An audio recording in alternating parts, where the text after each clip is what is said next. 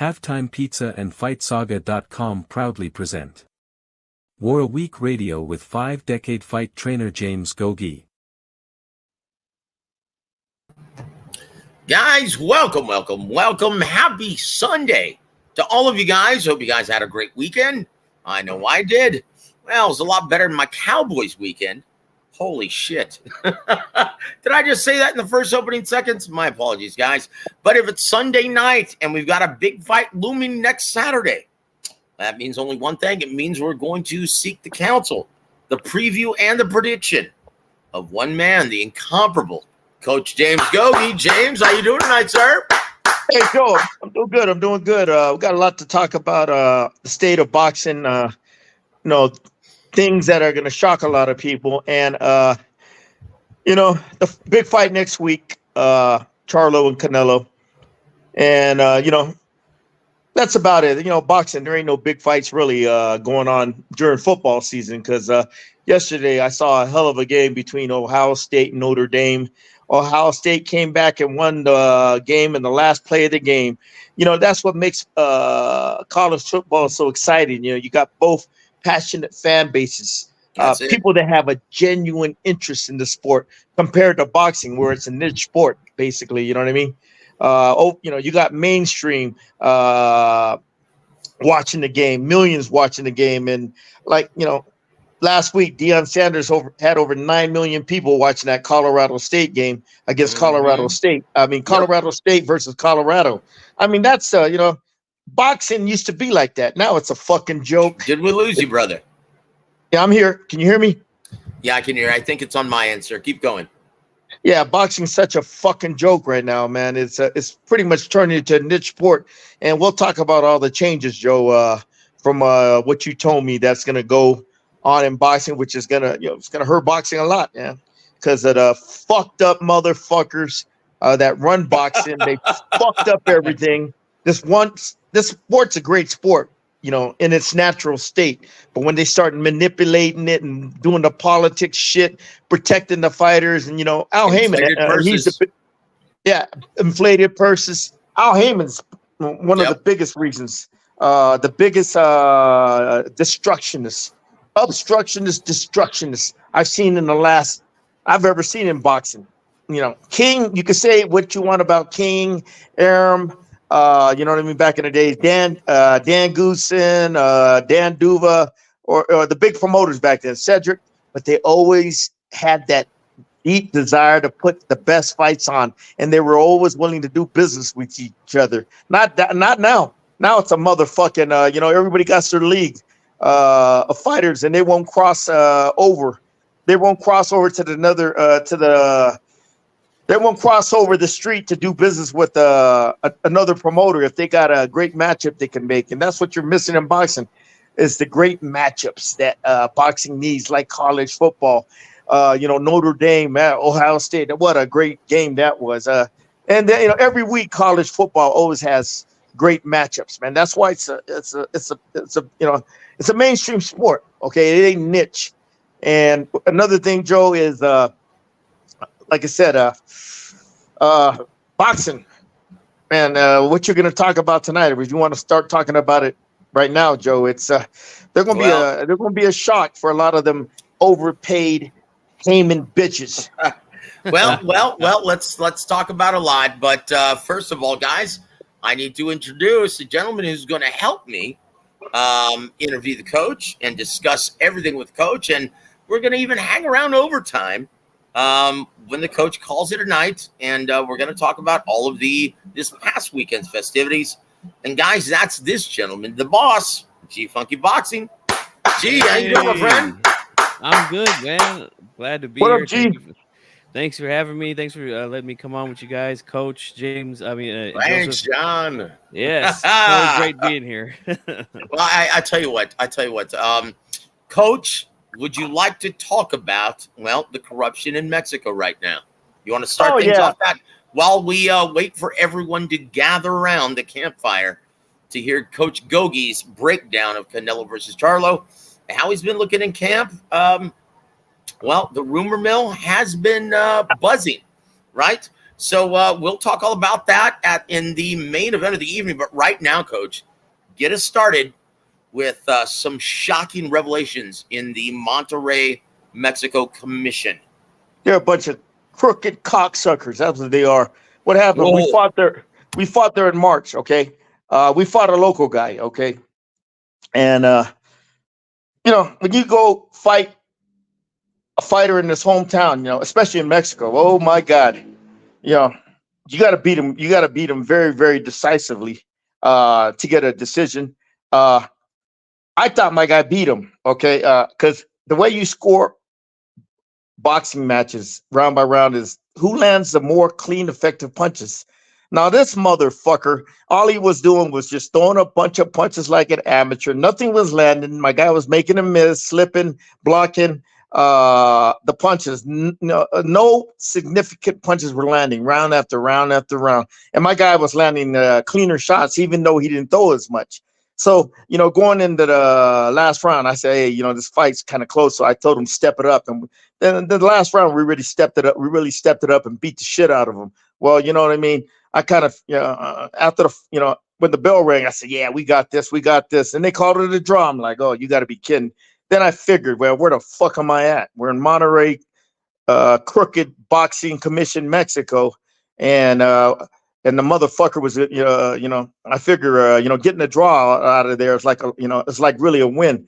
So we left it like that. Then after the fight, the motherfucker we fought, the dad, the fat fuck, he starts going behind my back to the commission over there because he's buddies with the commission, trying to get the verdict overturned to his son. And Mariana Caballero, the CEO of Muro Boxing, she put an end to that, stopped it. And but he persisted to keep on doing it. And she continued fighting with that commission because they don't like her. Basically, they were doing it to screw us over because they don't like her. A young lady, up and coming go-getter that knows the business. They figured they were gonna, screw her, but we're gonna be the pawn, okay? And be the pawn in the business. So she fought it and she put a halt to it, okay? And so I thought it was good. So when I saw it on BoxRec, it's a draw.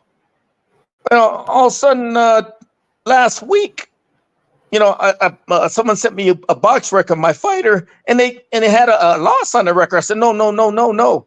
That's that fight was a draw. Then Joe, you investigated it, and that what's his name, Joe? What's that piece of shit's name? Jose Luis? Yeah, Martinez. Jose Luis Martinez? Is that what? Yep. The guy that runs the commission over there, he just changed the decision, without what do you call it? Due process. He just, arbitrarily just changed it because let me tell you, he's not only good friends with that fighter, that piece of, the guy was a bum. We beat the shit out of him. Okay. His son can't fight. He's a bum. And the next fight he fought, he lost. Okay. My guy beat him. But he's friends with the kid's father. So they overturned it. And that guy, Jose Luis, what's his name? What's that cocksucker's name? Martinez. Yeah. He has something out, they don't like Mariana because you know what I mean. And they did that to fucking, what do you call it? To do her wrong. And, they use us as pawns. So I'll never fight over again. I'll never fight there again. You know what I mean? But we're working behind the scenes to get that shit overturned, which I'm going to get it overturned. You know what I mean? Like I said, man, yeah, I'm not happy with it. Look, I found Joe. Yes, sir. Yes, look, sir. In Mexico, that's prevalent. That what they do, they do that in Mexico a lot. Oh, man, boy. Joe, man, I could tell you some stuff, man, where in Colombia they do that a lot, where a fighter lost. I know one time a manager called me and he goes, "Oh yeah, he thought his guy lost a fight, but he said he paid one of the judges, the officials over there, $200 to change his decision." Oh yeah. Lord, that's what happens when you fucking fight in these third world countries, man. These motherfuckers, man. There's so much corruption. I seen it, Joe, in Mexico. I don't know, the last 40 years and everything, man. So it's not like I'm the first one. They do that shit over here, but it just happened to me. It ain't gonna, and I'm not just gonna take this laying down. As you shouldn't, brother. And one thing that I was really alarmed to find out is that even though on the logo, the ABC rules, it's got the picture of the map of North America, basically, the silhouette of North America. But Mexico does not operate under the ABC rules of boxing. Yeah. So basically, the law and order over there, if you want to call it that, the final word is Mauricio Suleiman and the WBC. Yep. That's their only, I guess, system of rules and regulations over there. Yeah, that's why you see everyone there, even the referees, wearing the lime green shirts with the WBC patches. All of them, all the commissions, man. I fought in a lot of different commissions. And every time I talk to the head commission guy, I ask, hey, you know Mauricio? He goes, yeah, he's my boss. And there it is. There it is. So that's your only way of getting this resolved is you have to appeal to Mauricio Suleiman. Oh, yeah. That's it. So we're gonna talk tomorrow, and we're gonna see if we can get the ball rolling, get this appealed, and get a hearing or a conference call with Mauricio sometime very, very soon. Because I've never even heard of this, Gogue, until now.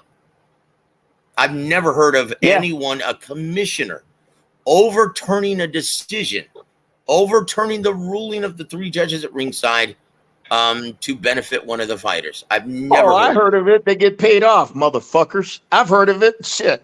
I've heard of it. They tell people, but the thing is, these fighters, they just take it up the ass, man. You know what I mean? Because they don't understand that there's recourse. A lot of these fighters that get these decisions overturned, that get screwed over, they don't know what to do. They're poor. Mainly, they're poor.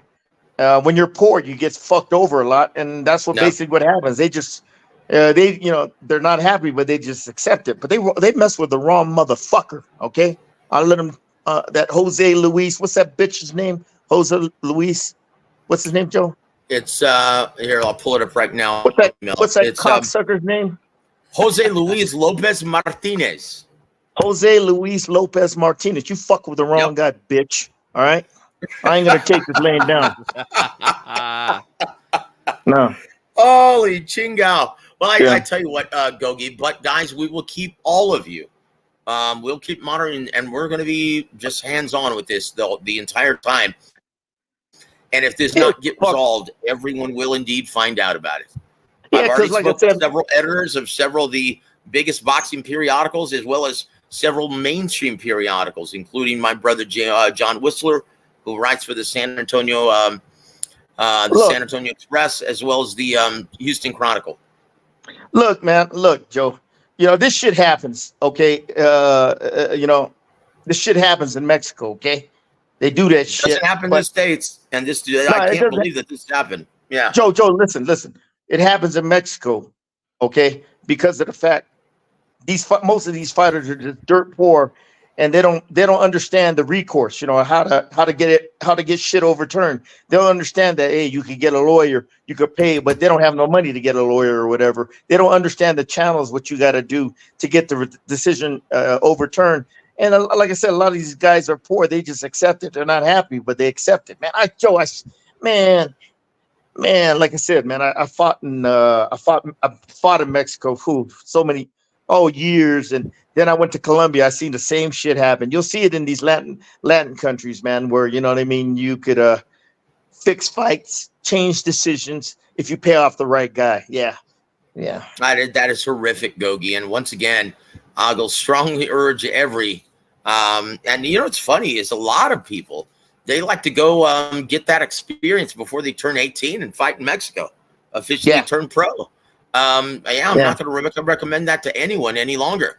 If this is what happens in Mexico under Mauricio Suleiman's watch, you know what? This is shocking to me, Gogue. But look, once again, guys, we'll keep everyone monitored. Huh? Mauricio, he doesn't have no idea what happened. This is the lower, this is the minor league levels. But if you bring it to his attention, I'm pretty sure he'll get it. He'll get the decision rectified and do the right thing. Okay, because Mauricio is not like that. He's not. There's no corruption in Mauricio. Okay. No, there isn't. He's a good man. He's a good man, just like his father. Yeah. Just like his father. So yeah, we're confident that we'll get this taken care of, and we're confident that justice will prevail. But in the interim, Coach, this really sucks, and this is indefensible. This is indefensible. He just changed the decision without even notifying me. I had to go on the box rec to look at it. I'm like, what? Just, for 3-4 months, that decision was a draw on box rec. All of a sudden, he changes it to a lot. I'm like, what the fuck? This motherfucker, that Jose Luis, what's his name? Martinez? It's Jose Luis Lopez Martinez. Yep. Jose Luis Lopez Martinez, that cocksucker. Yeah, he pulled that shit, a fast one on me. Okay, but he fucked with the wrong guy, man. You know what I mean? He fucked with the wrong guy. Nah, well, I tell you what, let's not get any further on that, Coach. But it's shocking, guys. And once again, we hope you guys are appalled when you hear this, and we will keep you guys monitored. We'll keep following this, guys, and we'll tell you as this progresses. Okay, but guys, this is shocking, and we cannot stand for this. In the States, you can't do that in the States, man. Once a decision is rendered, it's rendered. You can file a protest, but they go nowhere. And if the protest is filed, both parties have the right to attend the hearing when the protest is being filed. Okay? That's it. That's called what do you call it? What do you call it? That's called being fair, and it's due process. Due process. Yeah. Being fair. Yeah. Anyway. And there it is. G Funky, do you have anything to add before we move forward to tonight's main event of the evening? No, just this is an unfortunate situation that happened to the coach and his fighter down in Mexico. And yeah, I hope that you guys do definitely talk to Mauricio about this to get things resolved. And it's unfortunate in many ways. Like Coach said, a lot of these fighters don't have the means to go through the whole process to try to get this thing corrected, and that's the real unfortunate situation. And this fighter's lucky to have someone like the coach in his corner who's going to take care of this for him. Yeah, and that's great. Because a lot of coaches would have just took it up their ass with no Vaseline. All right, they would have just said fuck it. We'll complain and cry, but that don't do nothing. You know what I mean? Nope. You gotta go through back channels to get this thing rectified. You know what I mean? Yep, guys, and if you're just joining us right now, once again for the big Canelo Charlo preview from James Gogue, we've been going over the shocking news of Coach Gogue's fighter, Manuel Rangel. Okay, he had a record of 10-0-1 up until last week, and once again, he had a majority draw back in March 17th of 2023, and it was overturned several months later from an official protest from the other fighter, Nestor Luna Alonso. Yeah. Right? And the commissioner of the Monterrey Boxing Commission, Jose Luis Lopez Martinez, took it upon himself to, apparently he said he watched the fight and rescored it in favor of Nestor Luna Alonso with a score of 58-56, 4 rounds of 2. And he's friends with the guy's father, that fighter. He's friends with his father, the fat fuck slob. Yeah. Well, I tell you what, we're very, very sorry, Coach, but we will do everything we can to get this rectified, and we're going to start to work on it tomorrow. And once again, I've already found out, the sad, just shocking, like I had no idea that Mexico did not operate under the rules of the ABC rules of boxing. I had no idea. Wild, Wild West here, man. Well, I tell you what, that Wild, Wild West can kick, you know what I'm going to say. He can kiss my motherfucking ass. Look, guys. Look, I'll be honest with you guys. I'm one of the biggest advocates. I always stick up for my beloved boxing because customarily 95% of what you hear, like 99% of what you hear, it's all nonsense and noise and it's ignorance. But guys, this is absolutely appalling, and no one should stand for this. This is downright corruption. This is indefensible, guys. Yeah. Indefensible. So with that said, guys, well, yeah, we're gonna segue in now, G Funky and Coach. We're gonna segue now to a gentleman who's customarily used to getting, well, the benefit of the doubt of any close decision in Vegas, and that's Canelo Alvarez. Yeah. Woo! Gosh, went down the wrong pipe, man. My word. But I tell you what, guys, it's we'll go through the rumor mill right now. And then we're gonna talk with Coach Gogue about, well, the Showtime dilemma coming up, right? Or would you like to address that first, Coach?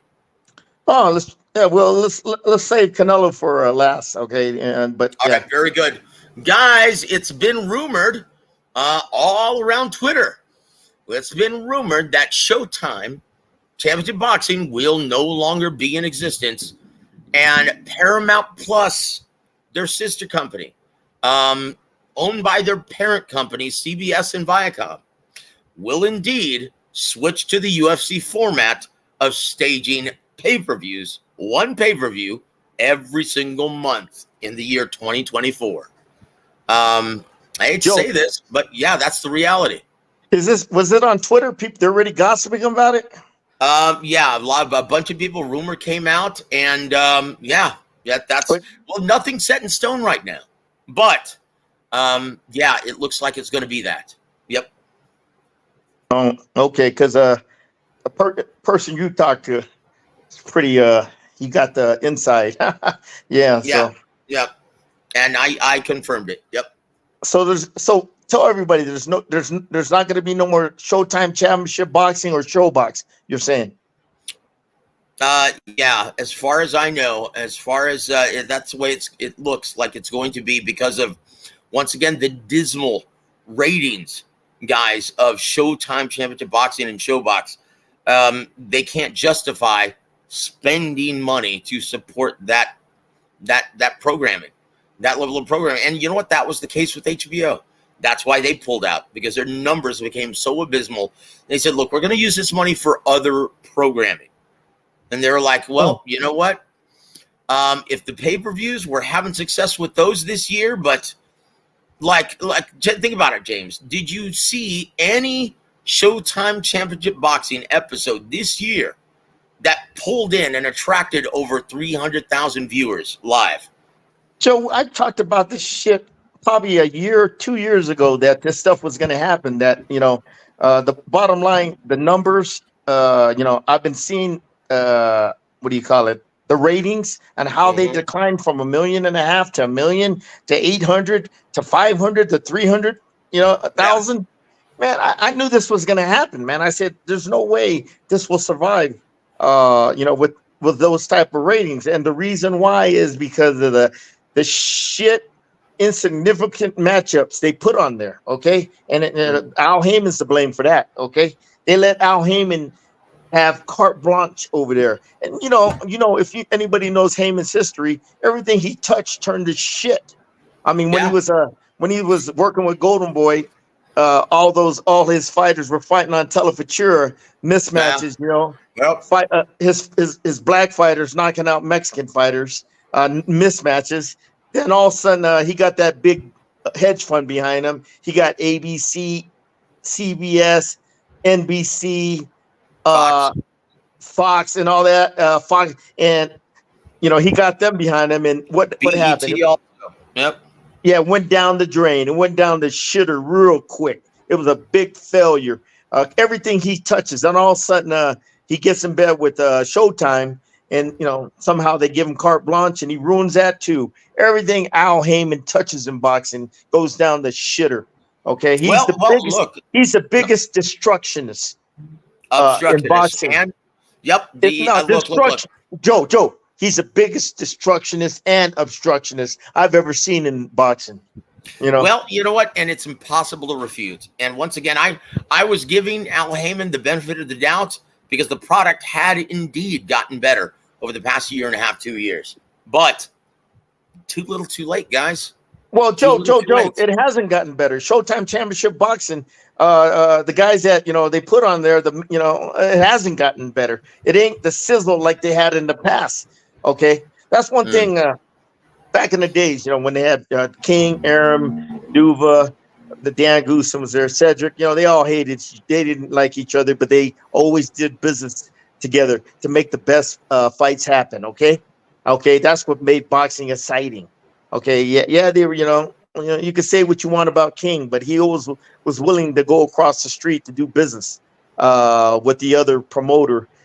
If he had a fighter that he thought would match up against another fighter with a rival promoter, and to make a fight that the fans want to see. Trinidad De La Hoya was one. That was just one.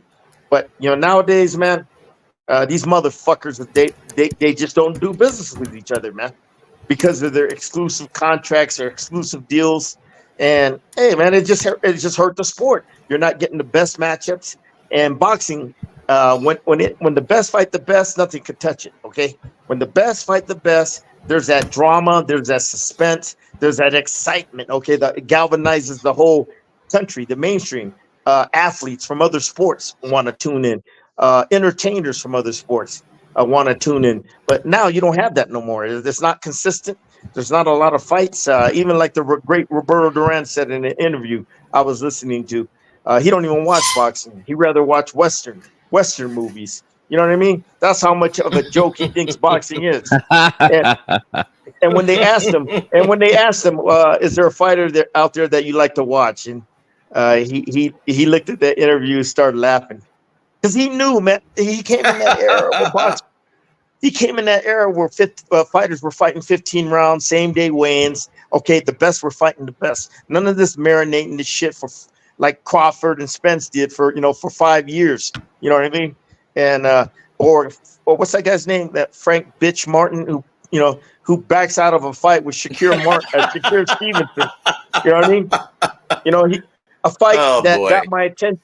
A fight that got my attention. A fight that I want to see. All of a sudden, he was getting I don't know, probably $1 million payday, and he says, "Oh no, we're gonna go a different route." Well, guess what, Frank? You bitch. Good luck in getting the date, because if they go to that format where it's pay-per-view, okay, and they're only gonna do a show a month, you're gonna lucky to get one show. You're lucky. You're gonna be lucky to get one date a year, and the money you're gonna get, okay, yeah, it's gonna be less. It's gonna be less, significantly less.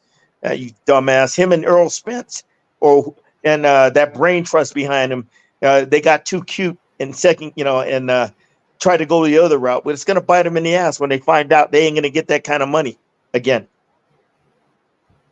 Well, look, before everyone becomes gloom and doom, okay, here is the silver lining. And this is where, the brass at Showtime currently, the brass at CBS, they're hopeful that this will revitalize. And once again, people want to love boxing, guys. If you look at the popularity of Jake Paul, you look at, don't know here, I'm going to explain. Paramount, I was just told Paramount is over now. Up to 70 million subscribers. Paramount Plus is over up to 70 million subscribers in the U.S. alone. Joe, how is it going to revitalize boxing when you don't have the dates to build these guys up, to get people to know who the fuck they are, to build that interest? That's the problem. That's the problem. And once again, the brass at Showtime, they were trying to go to bat for this, and they're like, wait a minute, this isn't like other pastimes in America. We don't have a built-in fan base.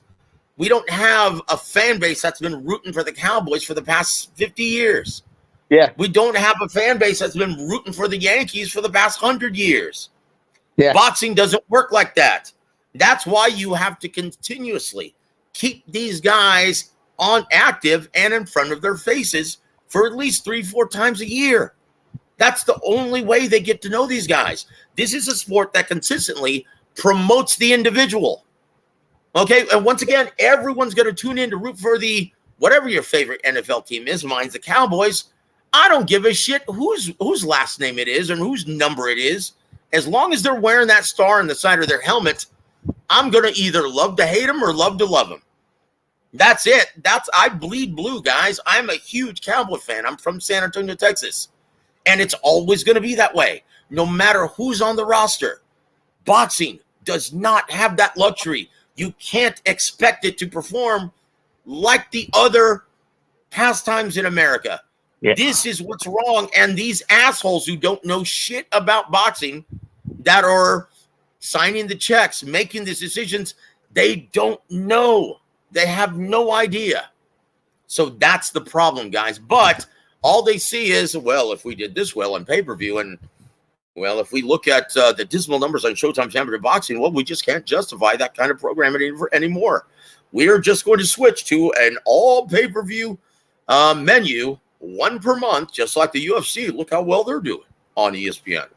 Well, and we've got 61 million subscribers, so we're hopeful that, it's just going to be a lights-out decision. Well, bottom line, Joe, when these pay-per-views start sinking, they're going to probably drop boxing, okay? Like Fox. Yeah. Just like Fox. Fox went to the same they made the same decision. How did that work out? Yeah. Who was in charge of that? Al Heyman. Yeah. Well, I tell you what, guys, once again, that's the only silver lining I have is that, well, once again, Paramount Plus, they've got 70 million subscribers now. Yep. Oh, close to 70 million subscribers now. Yeah. That's it. And that's the only thing I have. G Funky, were you shocked when you heard about this, G? Oh, I don't know. I wasn't too shocked because, we had heard some rumblings about this for a little bit. But it definitely sucks, man, because I really like to watch the programs like Showbox. Yep, I do. Those majority of the time, those are some of the best fights you'll see because those guys, those prospects that are on those cards, they're right there on the cusp of becoming contenders for a world title. So they're gonna fight their ass off. They're gonna really fight hard. They're not gonna pack it in and play it safe like we seen one guy who was a headliner this weekend do. They're gonna go out there and fight hard, man. Who's that? It was a guy who fought on DAZN, the main event over there. Oh, Hitchison, Sean. Yeah. Was it Richard Hitchison? One of the worst fights I've ever seen. And you know what? Man, they were talking about what a great display of the sweet science. That Hitchinson is a bitch. He don't want to take no chances, okay? Yep. He don't want to, create no buzz about him. You know what I mean? Right. He's a bitch. I didn't even watch the fight, but the way the headlines were like, oh, he shined. He beat him every round. He outboxed him. Oh, Gogue, big fucking deal. Coach. Well, Gogue, that's why he's not a ticket seller, Coach. Fuck Hitchinson. Fuck him. I mean, Coach Gogue, I tell you this, man, you'd have a more entertaining time watching my grass grow than watching that fight. Sir. And I got it's definitely prettier. Yeah, it's definitely prettier. That's what I was gonna say. But I'll just say this real quick and wrap it up, because everyone's here to hear the coach, not G Funky. All right, but when I went to cover a Showbox card this year that came to my area, I talked to Raul Marquez, who's on the commentary there, and we talked about that. And it's on my channel. You guys can go ahead and check it out. But we talked about how these guys, they show up and they're there to, fight hard and earn their spot, man. And that's the problem with Showtime and the PBC over the last 10 plus years or so. They just have not invested enough in the young prospects to build future stars. Just look at Top Rank, the way that they do it. They always feature their prospects on every single one of their cards. And it's just a shame, man. Well, they don't know how to do it. Yep. Gee, that's it. They don't know how to fucking build stars. Okay, it's plain and simple. Okay, they don't understand the process of building stars. Top Rank does. That's why they've been in business over 50 years. Okay. Yep. That's it, guys. That's it. I tell you what, though, we'll go more into this in a little bit. We'll talk more about what happened this weekend. After the hour mark, because that's Gogue. He turns into a pumpkin, right? As soon as we get past the hour mark. So, guys, we only have a short time tonight with James Gogue, Maestro, the boxing savant.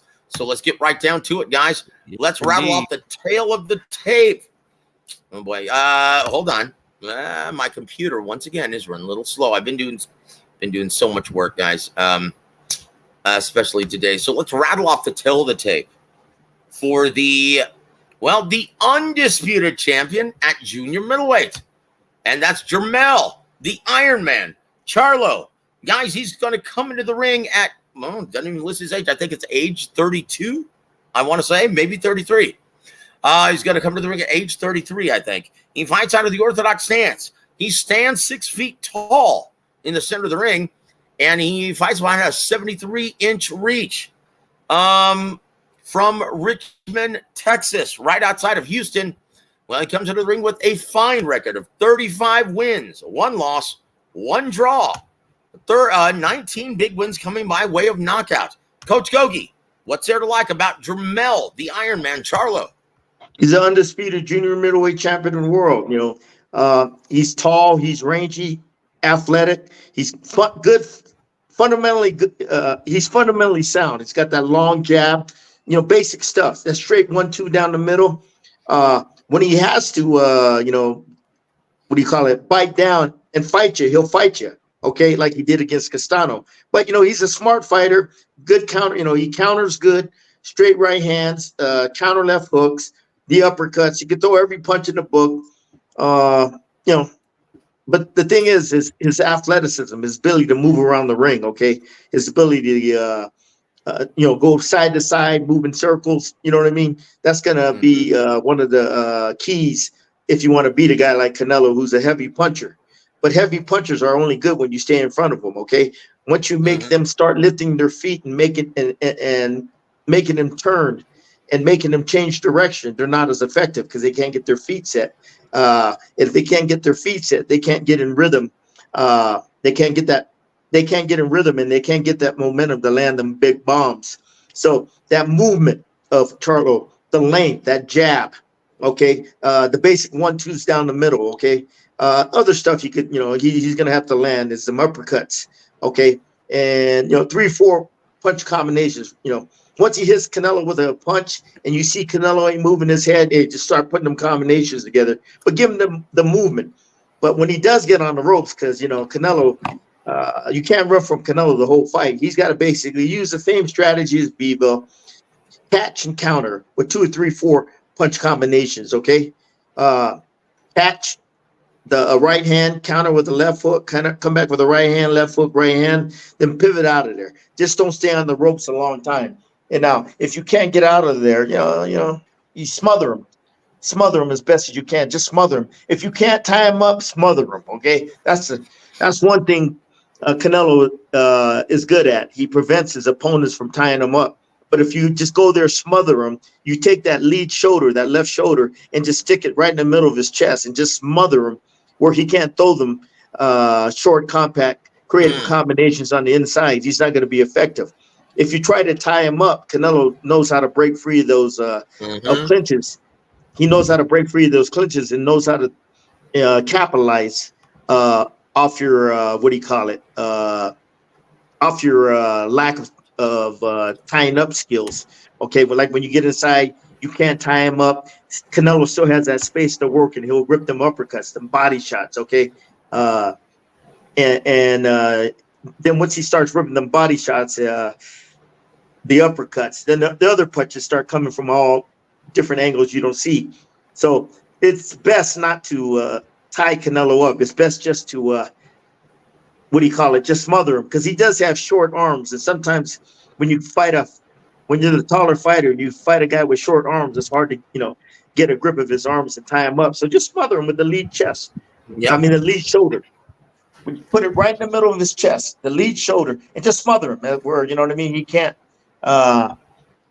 get off. Okay. With them short, sharp combinations, then step around him if you can, or step at an angle, or step laterally, okay, and then step around him. There's different tactics you could use to nullify Canelo's inside game and everything. But he's gonna have to work on smart, intelligent tactics when the fight does get close or when he's on the ropes, just like Bivol did. And when he's not on the ropes, the movement, he's going to have to give Canelo, just like he did Castano and everything. Okay. And just that jab, though, is going to be the key in the movement. Okay. Now, only thing I'm concerned about is the difference in size. This guy's going to not one, but 2 weight divisions. You got a guy that's naturally going to be bigger and stronger. Okay. People are saying this could be like a Amir Khan type fight. I don't think so. I think Canelo's a lot better. I mean, Charlo's a lot better fighter than Khan. A lot better, a lot stronger, and I think he's a lot smarter too. But to me, Charlo's he's gonna have to fight the fight of his life, man. But the thing is, it's just that size factor, that the physical strain factor. You know what I mean? That worries me and everything. You're talking about a guy who's naturally 168 pounder, to a guy who's a junior middleweight coming up in weight. Now, here's my question, Joe. When he moves up in weight, Charlo, is he going to be effective? With all that extra added weight, is he going to be effective with his movement? Okay, like he was with Castano. No, is his power going to be the same? When you're fighting a bigger guy, when you're fighting a naturally bigger guy, they absorb your punches like a sponge absorbs water. They take it so much better. Okay, it doesn't affect him as much. Okay, see all that stuff right there. I'm taking in consideration. When you fight a bigger, naturally stronger guy, when they hit you, oh my God, it's not sparring. Okay, no headgear, smaller gloves. When you get hit by it, you're like, oh my God, this shit. It's not the same. And that's something Charlo's gonna have. He's gonna find out and everything, man. But he's just gonna have to fight the best fight of his life. But like I said, he's gonna be putting all that. He's gonna be putting on all that weight. You know what I mean? Hopefully, it's good weight where he can use his skills, his athleticism for 12 good rounds. Because Canelo, everybody knows, if he don't get you out in the early rounds, he takes breaks. You know what I mean? He don't do nothing. He has mental lapses where he just falls asleep and he does nothing. And them are the rounds that Charlo could steal. You know what I mean? So that's stuff like that. Him and his coach, Derek James, is going to have to see when he starts seeing Canelo start taking them breaks after 4 rounds. Especially the 6th round, where he starts, his punch output becomes non-existent. He just, he won't do nothing for a minute. You know what I mean? That's when you take advantage of the situation. You know what I mean? But the key is the movement and that long jab, the feints. Don't let Canelo try to counter you over the top. When you throw that jab, throw a lot of feints at him, make him think and everything. But that's pretty much it. I haven't studied the fight. That's pretty much what I can remember. Yeah, that is incredible. G Funky, do you have anything to ask Coach about Jermell the Iron Man Charlo going into this fight? First, let's give him a hand. Man, Woo! that is good stuff there, Gogue. We appreciate it. Hey, and you didn't study this fight. How do you like that, G Funky? One combination that'll work on Canelo. He's a shorter guy. Is that 1-2 left hook by Charlo, followed by a right uppercut. 1-2 hook, right uppercut. That's gonna land. That's gonna be money because Canelo's right there. He's a shorter guy, and he's not gonna see that uppercut. Just throw them 1-2 hooks as a I tell my fighters, you ain't got to throw every punch hard. Just throw it with speed. Pop, pop, pop, pop, boom. Pop, pop, pop, pop, boom. Okay. The first 3 punches are like distractions, decoys to set up the uppercut, and that's gonna land. Trust me. That's a smart fighter. A smart fighter knows how to do that. He knows how to change the speed of his punches. He knows how to take something off his punches and not throw every fucking punch hard. He knows how to take some steam off his punches, to use them as decoys to set up the last punch he wants to land, the one he wants to really land. And to me, that uppercut, he's a smaller, shorter guy. When you fight a smaller, shorter guy, just don't throw the uppercut. Set it up with different punches to land it. Okay, but then get back on that jab. That jab's got to be like Crawford. It's not throwing the jab; it's knowing when to throw it. Okay, you got to know when to throw that jab. Okay, not just throwing it. Okay, everybody. Oh yeah, he's got to use his jab, motherfucker. It ain't about no. He's got to use his jab. It's knowing when to throw his jab at the key opportune moments. Okay. Anyway, That's it. That's it. I tell you what, guys. Now let's look at the tell the tape for the money man of North America. Well, Saul Canelo Alvarez. And tell you what, he's going to come to the ring at age 33. Fights out of the orthodox stance. Stands 5'8" tall in the center of the ring. My ass, 70.5 inches. He fights behind a 70.5-inch reach. From Guadalajara, Jalisco, Mexico. He has a beautiful record of 59 wins, 2 losses, 2 draws. My ass. 39 big wins coming by way of knockout. Now, Coach Gogue, you talked about a lot of the, things that he's been doing wrong over the years. Well, I will say in his last 3 fights. And there have been rumors that he hasn't been looking great in camp, that he's lazy, he fights in spurts. But you told us this already like 10 years ago, didn't you? Oh, Coach? yeah. When I was in camp with him, when he was getting ready to fight Floyd, I saw, one thing I like to study is a fighter's work habits. And they weren't, what I like to see in a fighter of his stature. See, I've seen every great champion train, man. I used to, when I was in Big Bear, I used to see all the great champions, especially De La Hoya. Oh, he trained like a fucking animal.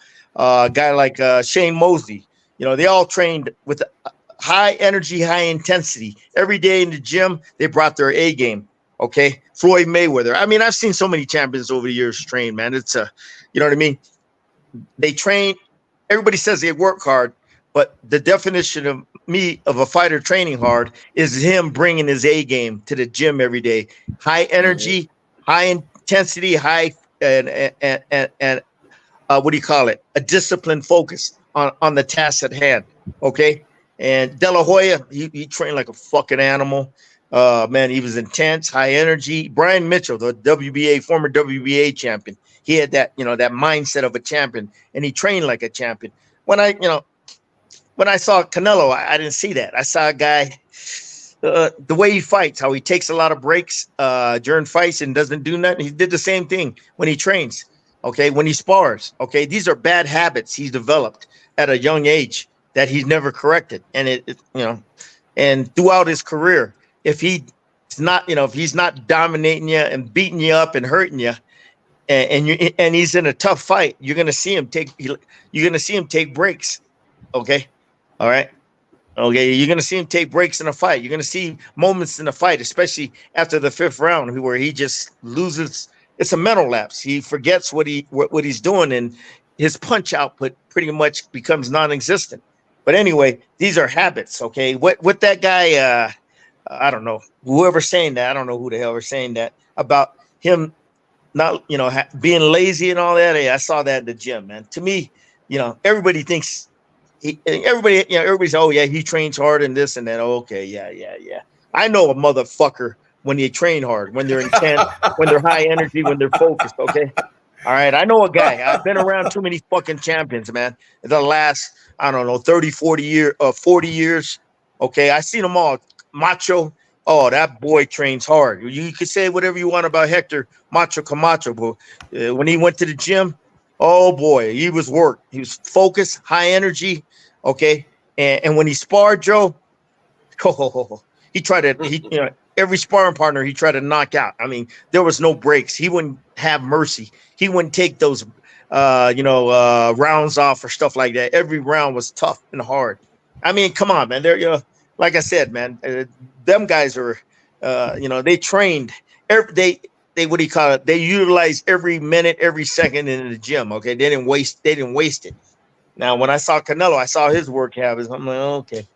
Yeah, he didn't have the work habits like I was, like I thought a world champion superstar fighter like he should have, like a De La Hoya. You compare him to Oscar. Oh, it's night and day, man. With the way they train, the way they prepare, night and day. Shane Mosley, the way they train. Hopkins, another guy. Hopkins, he was very diligent and meticulous in his gym preparation, his habits. Okay, it's all about habits, Joe. And not only the habits you develop when you're learning skill sets. Okay, making sure you're practicing a technique over and over and over with consistency, with the right technique and the right focus and the right effort. But it's what do you call it? It's the mental attitude when you come into the gym. Okay, like I said, utilizing every minute, every second in the gym to want to get better. I didn't see that Canelo, baby. And for him to get this far with that type of what do you call it? That type of habits, work ethic, yeah, it's pretty amazing and everything. Yep. You know what I mean? Yep. I tell you what, he's a rock star, guys. Well, yeah, he is. I will say this though, to most people who actually write for major periodicals and who are editors, I have noticed slippage in, well, the numbers that his videos or his interviews actually do. What do you mean? Over the last 3 fights. Yeah. He hasn't done great numbers. Well, put it this way. I think he's suffering currently from, well, what do you call it in economics, Gogue? Diminished satisfaction from the clientele. Yep. Yeah. Well, it's the law of diminishing returns, like Charlo. That's it. Yep. Law of diminishing returns, like Charlo used to tell me. You know, you're only so hot a while, then all of a sudden, as your career, you know, once it hits its peak, it'll start declining over the years. And I said that after the plant fight, you know, and all these motherfuckers you hear about, all these writers you hear nowadays talking about it. I seen that after the plant fight. I said, hey, man, his skills are eroding. He doesn't see the punches. His reflexes is not as good like when he was younger. He's getting hit a lot more. That to me, Joe, that's the number one telltale sign. If a fighter is starting to slip, when he starts getting hit more, his reflexes start eroding. I seen that in Wilfredo Benitez. When he was like 24, he started getting hit more than normal. 25 more. By the time he was 26, I said, man, this guy, he ain't got it no more. His reflexes are gone. Okay, his ability to slip and make you miss is gone, and that's what I seen with Canelo. His ability to slip and make you miss, to me, since the plant fight, has been gone. It's absent. Well, look, I know that, and once again, you told us that after his so eloquently, and you broke down exactly why, and you gave us that brilliant punch list on what items to look for when trying to figure out if someone is shot and someone is slipping, right? Yeah. That's not what I was referring to, though. I was referring to his economic prowess, his stature as the big fish in the pond, right? It's once again economics. It's diminished satisfaction. I honestly, we'll see. I'm really curious to see how well this pay-per-view actually does, because honestly, I'll be very surprised if it surpasses Crawford Spence numbers. I agree. I agree. We'll see.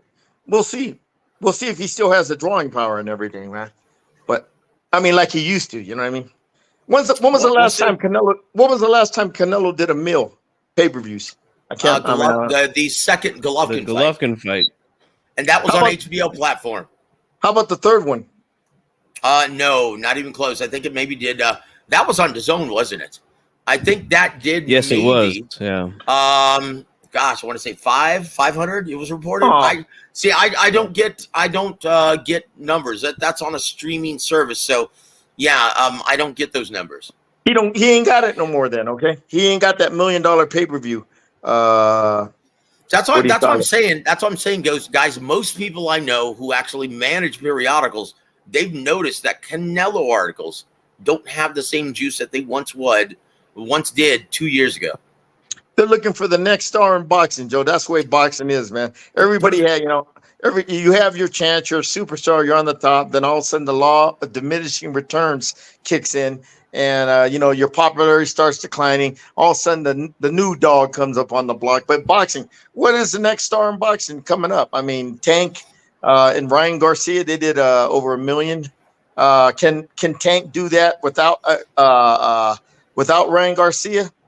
No. I don't think so. Look. In historically, like just going back in recent memory, the pay-per-views that seem to have done the best are the I hate to say this, but the dual ethnicity cards, right? When you have an Hispanic guy versus a Black American, the dual ethnic pay-per-views always seem to galvanize both fan bases, and that always seems to do exceptionally well. Look at Canelo Mayweather. You get the Hispanics and the Mexicans against African Americans, the blacks. Yeah, so they got that rivalry going on. So well, G Funky, do you have anything to add before we go over the odds and coach's bridging? Because we only have 3 minutes left with the coach. Yeah, I think that the last time he did anything close to $1 million was the Caleb Plant fight, which was on Showtime pay-per-view. Yep. So we'll see what happens here. What did he do? What did he do, G? I think it was 800,000, 800, something like that. Yeah. Yep. Still good, but that's not $1 million. Okay. Yep. I tell you what, though, guys, it's going to be interesting to see. And once again, we only have like 2 minutes left with the coach. So here we go, guys. The odds, the best odds we could find for Jermell Charlo, the most competitive odds, I should say, were a FanDuel.com. And once again, that's a Canelo Alvarez is a 3.5 to 1 betting favorite, or a minus 350. And Jermell Charlo is sitting at a very live plus 310. So most seem to think that, the size is going to be way too much. But Gogue, everyone is waiting to hear your dialed-in prediction of this intriguing matchup between undisputed champions, at 168 pounds. You know what? I haven't even studied this fight, but I'm just going in my head. The movement of Charlo can give Canelo problems. That long jab, the straight 1-2s. Canelo's lack of defense is slipping the last few fights. It can give him problems and everything. My only concern, like I said, you got the naturally bigger, stronger guy. And I know, from experience, when you fight a bigger guy who's they absorb your punches so much better. You can't hurt them. And when they hit you, oh my God, you feel the difference and everything. So, the odds say Canelo for this one. Yep. You know what, man? 3.5 to 1. You got to go with the odds. This is Vegas. Canelo's a cash cow over there. Okay. You got to go with the odds. Well, I tell you what, there it has it, Coach, or G Funky. Please, a round of applause for the coach. There we go.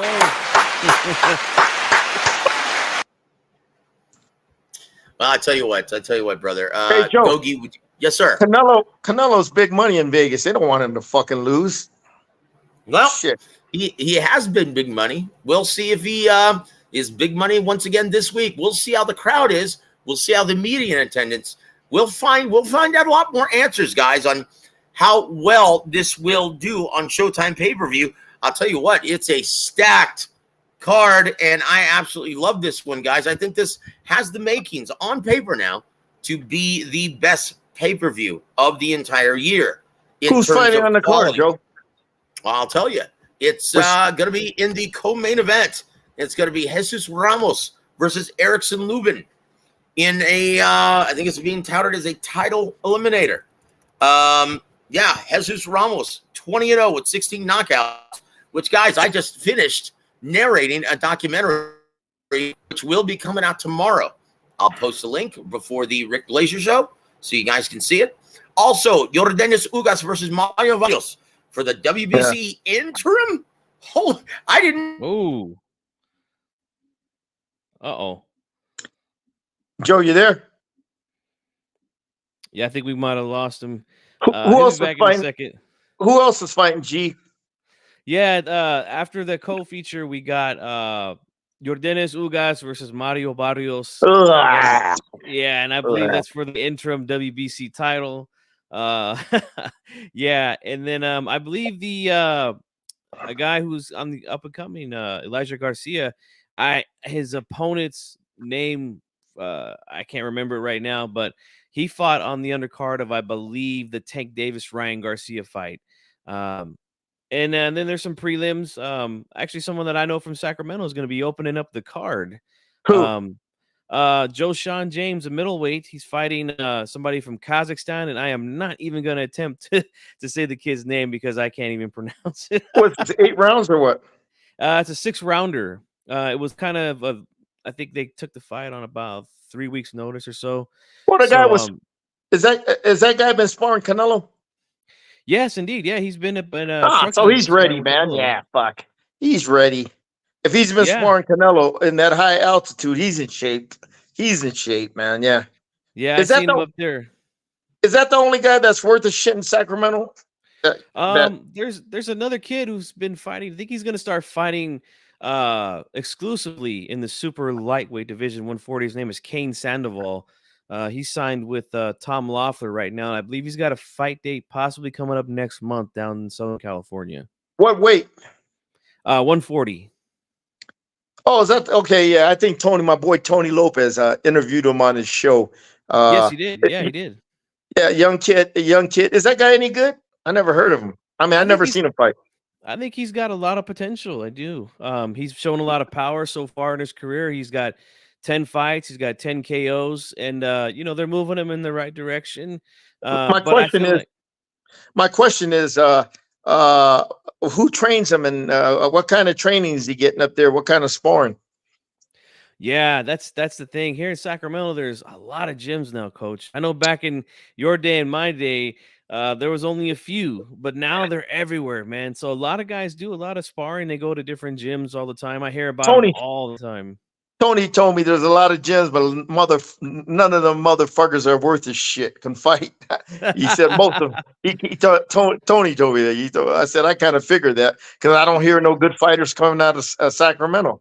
You know what I mean? Yeah, Yeah. that's funny you say that, Coach, because I covered a Thompson card last year that came here to Sacramento, and Doug Fisher was on the commentary, and I interviewed him, but we talked a little bit about the history of Sacramento boxing before I started shooting some video, and he was like, "This used to be a really good fight town." I said, "Yeah, I know." And the funny thing about it, Doug, is that we have a lot more gyms today than we did back then, but we don't have as many good fighters, unfortunately. What is AG?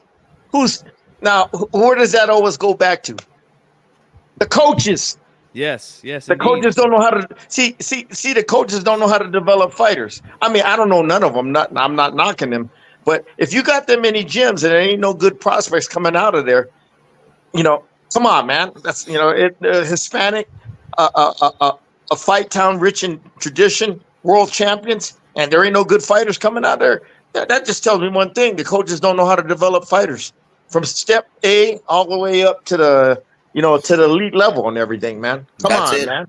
That's it. Guys, my apologies actually for getting thrown off my own system. My apologies, guys. Hey, Joe, G, one question, G. Oh, sure. Go ahead. How many gyms do they have in Sacramento? Oh my gosh, I couldn't even tell you. It's at least 20, if not more, right now. Oh, at least. Are these legit gyms with rings and bags and all that? Most of them, yeah. Most of them do. Actually, Mayweather, he's opened up a franchise of his Mayweather Boxing Club fitness gyms that he has. I don't think there's a ring in that one. I've been by there a couple times, but I've never been inside. But how many real gyms with amateur pro fighters with a ring and everything and heavy bags?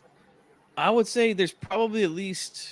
Ooh, that's a good question. Probably close to 10, I'd say, with at least some legit gyms and legit sparring and stuff like that. Wow. Yep. And hey, Joe, I was just telling them. Now, back then there was probably 2 gyms, 3 the most when they had all those world champions. Yeah. And, hey, I got to work with all of them, man. When I was an assistant coach, man, I used to work the hand pads with all of them, and and all that, and all this stuff. I used to work with strategy and all that with all that back then. And there was only like 2-3 gyms the most. Then G Funky was telling me there's a lot more gyms now. Then I go, but there's not a lot of good fighters. And I told G, what's the root cause? And I go, it's the coaches. Because if you're, look, if you got Sacramento back then was 350,000. Now it's like 500. Okay, it grew.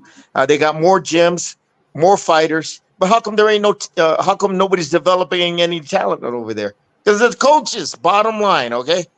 They don't understand how to develop fighters, okay? Back then. There's too many internet trainers now, conditioning coaches that don't know the sweet. that don't you're know right. the sweet science. They don't even know how to teach you footwork. You go to any gym in Sacramento now and watch the coaches train, and they're going to be doing that Mayweather mitt work and all that, or just focusing on offense. But you'll never see them concentrating, a lot of the practice on defense, using the footwork, moving in and out of range, moving in circles, working off that jab, moving the head, stuff like that, blocking punches correctly. They don't understand the basic fundamentals nowadays, and they don't teach it to the fighters. Therefore, you get a bunch of fighters when they're coming up, they're deficient. Okay, fundamentally, Yeah. and you don't have any good fighters, and that's Sacramento is not the only place. The Rio Grande Valley is the same thing. You go to San Antonio, Houston is the same shit. Everywhere. Yeah, Well, and that's why yep. us here in Sacramento, we're waiting for the prodigal son to return, Coach James Gogue. Fuck no, I wouldn't go back there. I wouldn't. Fuck Well, no. yeah, and also, man, you don't have any. How many promoters with all those gyms? How many consistent promoters? Well, how many promoters consistently put on shows in Sacramento any longer? There's one I know for sure that does. What's the And guy's they're not. name? His name is Nasser. That's what he Yeah, goes Nasser. by. Yeah, Yeah, Nasser. and he don't do He's it consistently, huh? no. He had a show back in I want to say July or early August, I believe, and then he's got one coming up Oh, again in November. You know why? You know ah, why? Because the commission over there, they make it so hard with all those yep. regulations that Yeah, do put on shows to make it profitable for these promoters to turn a profit, so they can keep on doing shows with consistency. Uh, but they make it impossible to do shows. And number one, it turns off promoters. They're like, what the fuck do I need this shit? And when the promoters don't do shows, local fighters don't keep the activity. You know what I mean? that's true. Yep. I never had that problem with Don Chargan over there. No, no, no, no, no. Oh That's why hell they were. no. That's why they were world champions. Well, I tell you what, guys. Coach, are you sure you don't want to talk about the red hot Big Bang Chili Zhang from? And I got some stuff to do before I go to bed. I know, brother. Well, I tell you what, Coach, we missed you, brother, and thank you for once again, giving us all a schooling, not only in the business of boxing, but gosh, what goes on in the ring. You know what? There's no one else like you in this business, Coach. And you are, Joe, once again, proved to have the best eyes in the business. Your parting shot for everyone tonight. Boxing is functionally dysfunctional in many areas. Not the grassroots of boxing, man. The amateur programs, the kids are not being trained the right way. They're not being developed with the right types of fundamentals, like back in the days where they had great teachers. That's what you don't see nowadays. Great teachers that know how to develop fighters. Okay. Then through the amateur program all the way to the grassroots pro system, where there's no club shows to keep guys busy. There's only the big promoters doing fights, and there's very little activity on the club level. And then when that happens, you see a lot of fighters just sitting on the shelves because they're waiting for the big promoter to call them. In Mexico, we don't have that problem. We got a lot of club shows going on all the time. Cheap money and, real cheap money. But the fighters stay busy and they're building their record up. And, Mexico boxing, who told me that? Brito, the guy that used to work for Fernando Beltran, he told me back I knew that though when he told me a few years back. He told me there's not a lot of great teachers, not a lot of great trainers in Mexico. And I agree. There's a few ones I respect, I like, but majority of them, nah. Now they ain't no different from what you see everywhere else. They're a bunch of they watch the internet. All you got to do is watch the internet. Then all of a sudden you see. All you got to do is watch the internet. Then they carbon copy that everywhere because that's all they learn. You know what I mean?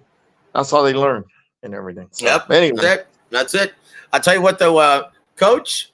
Parting shots for our listening audience here. No. I'm just that fight hasn't been getting any buzz. That Charlo Canelo. So they're going against college football. Okay, Saturday night. Okay, so Yep. it's just going to be only the diehards are going to tune in because Saturday night college football, they usually have a sizzling contest going on You know, they can't compete with college football, man. No way. No. Yeah, well, I tell you what, though, G Funky, for the boxing savant, the guy with the best set of eyes in the business, please, round of applause, my friend. We love you, Coach. We love you, brother. You guys. Thank you for everything, Coach. God bless you, and we'll talk tomorrow, my friend. All right, thank you. Bye-bye. Have a good night, man. Oh, the boy. Coach. He's the genuine article. Oh, he sure is, dude. I tell you what. And guys, I tell you what, he almost wasn't going to do the show. I'll be honest. He's just not feeling it, guys, with everything that's going on, the ordeal in Mexico. Guys like Frank Martin justifying turning down $1 million. Yeah, and then the news of Showtime. Yeah, I can understand why he's not feeling it right now, but let's hope that this event is the shot in the arm that maybe boxing needs once again. I mean, we've had a terrific year, guys. We have, but like Coach Gogue says, it's going to be very difficult to compete with that free product, with those decades of, once again, those built-in fan bases over decades. I mean, look, the college game day that he prefers, right? He loves college football. He prefers that over the NFL. And for good reason. I know a lot of people who do. It's not because of the gameplay. It's the rivalries. It's the banter, the colors, the huge crowds at those stadiums. And once again, you get alum, 50-year alum, showing up at these events. Right? It's very difficult to match that in boxing. You know, and and once again, if it's a big rivalry, you get a festival the entire weekend. It's an entire big event. It's great. It's a great atmosphere too. Like like you said, the alumni, they get comped, often. And my uncle graduated from UCLA, and oh wow, yeah, we've gone down to a couple games down there in the John Wooden Arena there, and it's just a great atmosphere, man. Hey, last time I went to USC, it was at the Galen Center, and Chris Arreola got knocked the F out by Berman Stivern. Once again, losing his shot at the WBC title. I really felt for Chris. I really thought he was going to win and become a champion that day, but I was rooting for him. Well, you know what? Tell you what, man. I really enjoyed that fight, though. I really thought Chris was going to win that, but once again, Berman Stivern proved to be the prolific counterpuncher. If you come right at him, they're going to make you pay. And once again, that was an in shape Berman Stivern. When he defended his title against Deontay Wilder, yeah, he was actually partying upstairs the night before the fight in his room. And and once again, I'm not going to tell you how I know this, but I know this for a fact. But anyway, guys, I tell you what, we still have a lot to discuss, though. Before we move on, guys, I'm sorry, guys. Because we had such a limited time with the coach, I didn't have a chance to welcome all of our extended War Week Radio family members. Outlaw, yeah, he says he was there as well at the Galen Center at USC. That's right. Welcome to the show, my friend. Also, Refugio Garcia. It's going to be hard to compete with college football. Now you watch any game on YouTube. Holy cow. Yep, that's tough. That's tough. Also, Derek James. Yeah. Eddie Guerrero. Also, Hashface Boxing. Welcome to the show, sir. And thank you for joining us, my friend. Let's see. Also, my brother Toby Bartlett from across the pond. Thank you, sir. I'll tell you what. Sir. We're sorry about you, man, Joe Joyce, brother. We're gonna segue to that right now, guys, and we'll move up the chain and we'll give our shout outs in just a bit. But guys, we do have very little time with my brother G Funky as well. So let's get right down to it, guys. In case you didn't know, last night or yesterday during the day in America, we heard the big bang heard around the world. Zhang made light work of the overwhelmed Joe Joyce. It wasn't even competitive this time now, was it, G? No, it was not. Yeah. People doubted Zhang the first time, right? And we had his manager Terry Lane come on and talk with us about that. And it seemed to be that way again. I was still seeing a lot of fans picking Joe Joyce to win this fight, and I like Joe Joyce as well. I did. I actually picked him. I still like Joe Joyce after this. This was just a nightmare style matchup for him. Yep. The hand speed, the southpaw style, and a guy who's just as big, punches just as hard. Yeah, tough fight for anyone in that division, and I do. Well, look. Okay? I will say this, and once again, we're going to talk about this because I've heard this because I came on the air with Lee immediately following the fight, but after hearing some criticism from some UK fans saying, "Oh, it's a quick stoppage. You didn't see them. You didn't see Jack Reese pull the plug on Tyson Fury." Excuse me. So we're going to talk about that, guys. Okay, G Funky, did you think it was a quick stoppage? Because if you notice, he didn't even give. Well, let me pull up the name of the referee once again. It wasn't what's his nuts this time. It was Steve Gray, referee Steve Gray. He didn't even give him the sobriety test. He actually called the hold of bout as soon as he got up at 9.5. Did you think it was a quick stoppage, or did you agree with Steve Gray? No, I think it was the correct thing to do because, he was face down on the canvas after that right hook landed. Yep. And, he got up. He didn't start to really get up on his feet till about 9.5. So he barely made the count. And, I mean, guys, look at he was still, you can see his eyes were still pretty glazed. He wasn't clear yet. And that difference in hand speed, it would have been worse for Joyce. Even if he would have went back to the corner, had that minute to recover, he just doesn't have the defense, the physical abilities to, stay on the outside of that lead hand, which is what they were trying to do. You could hear Coach Salas was yelling at him going into that third round. Keep moving to your left. Keep moving to your left. He's just too slow, guys. His feet are just too heavy. Yep. And he was gonna run right into another right hook again, and it would have been worse for Joe Joyce. The referee definitely did the right thing, in my opinion. Yeah, absolutely, in my opinion as well. And look, guys, that's why they hired Steve Gray and appointed him with this assignment because of what happened last time with Harold Foster, right? Yeah. Lewis, look.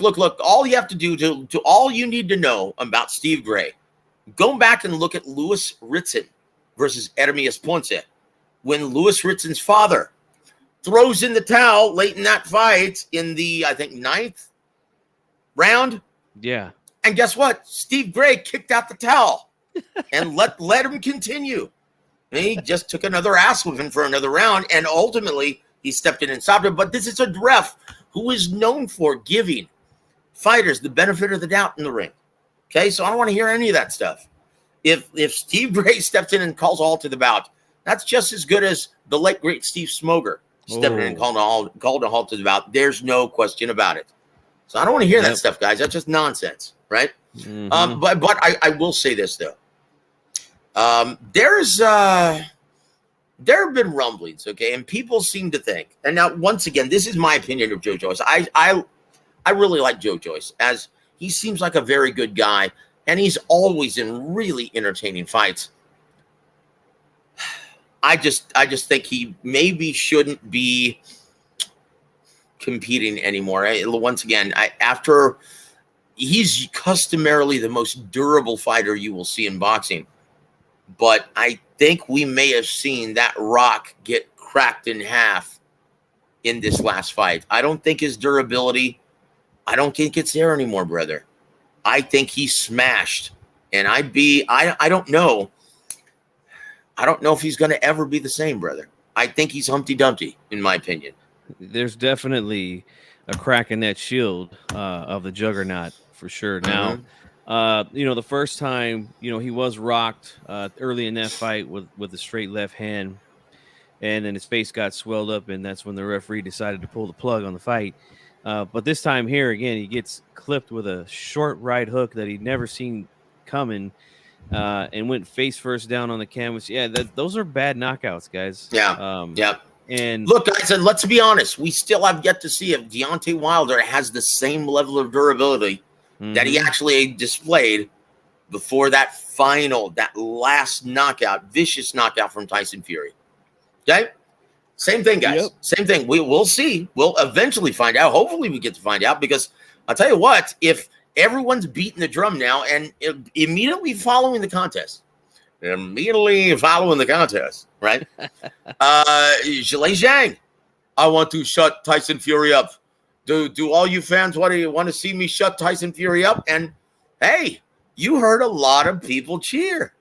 Tell you what, yeah, let's get those two rock stars from. Now, keep in mind, this would be the biggest money-making pay-per-view maybe ever. Tyson Fury versus Zhang. Come on. Who doesn't like that? I love that matchup.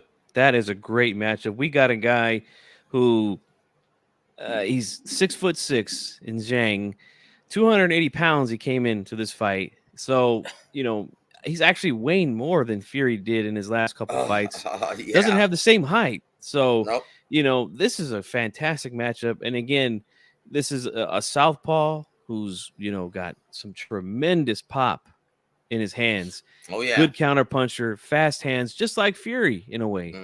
Yep. Oh my God. This has got the makings not only of a huge promotion like Joseph just said, but a fucking great fight, an all-time classic heavyweight fight, guys. Yes, I love it, guys. I want to see it. Sign it up.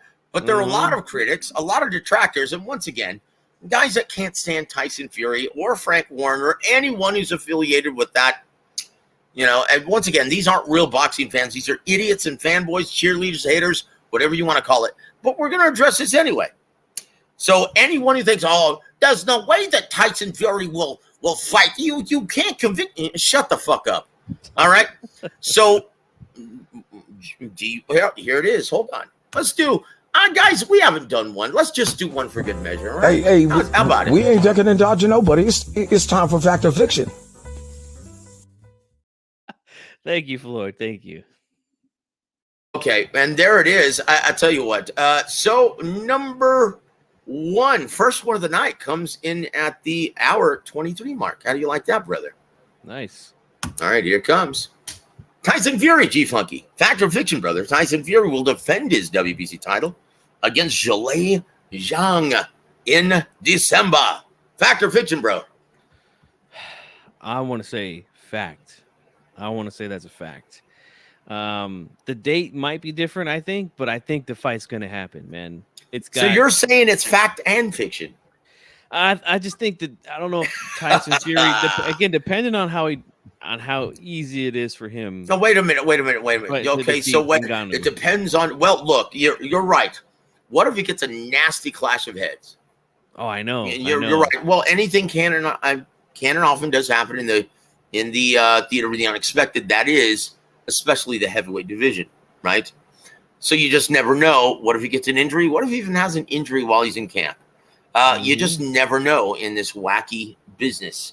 And yes, I said business, but what do you have to say to all of those people who believe that Tyson Fury will never? And once again, if he's not fighting Usyk, well, then I can't see him fighting a bigger, harder punching southpaw like Zhang. What do you have to say about that, brother? That is nonsense, man. I'm sorry. That is absolute nonsense. Look, Usyk priced himself out, guys. And I know that there's a lot of fan channels out there that push this narrative that Fury ran away from that fight. No, the man priced himself out, right? And the proof is in how much the man got paid to fight Daniel Dubois when he could have made somewhere between 15 to 20 million when it was all said and done to fight Fury at Wembley Stadium. Yep. He got greedy, priced himself out, and then he had to go fight a mandatory for the WBA and Daniel Dubois. And he made, what did he make? 8 million there, Joe? Something like that? 6 million? 6. Yeah. Yep. So yeah, that's bad business, guys. Okay. And like we discussed already on this channel and my channel as well, there are no boogeymen, just guys that can't sell tickets. And I don't give a fuck what any of these guys say. Okay. Usyk, nobody watches this guy. The last fight Zhang had against Joyce, for an intercontinental title. All right.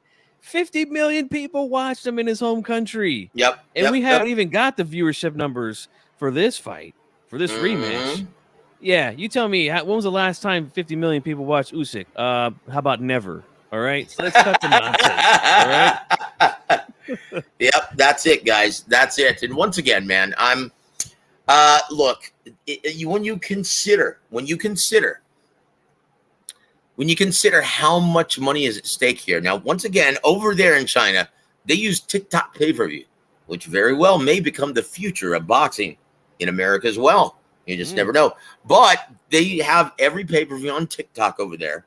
And I think they sell for like $2.99, $3.99, something like that. But you're talking about, they're estimated yesterday, once again, a much bigger fight, the rematch. They were estimating almost what you'll get the final numbers from Mr. Lane tomorrow, Terry Lane. But I think they were estimating and hoping for 30 million pay-per-view. Yeah. Can you imagine? Now, once again, that's 30 million, but at a cheaper price. But dude, that's still $3 times 30 million units. Ho.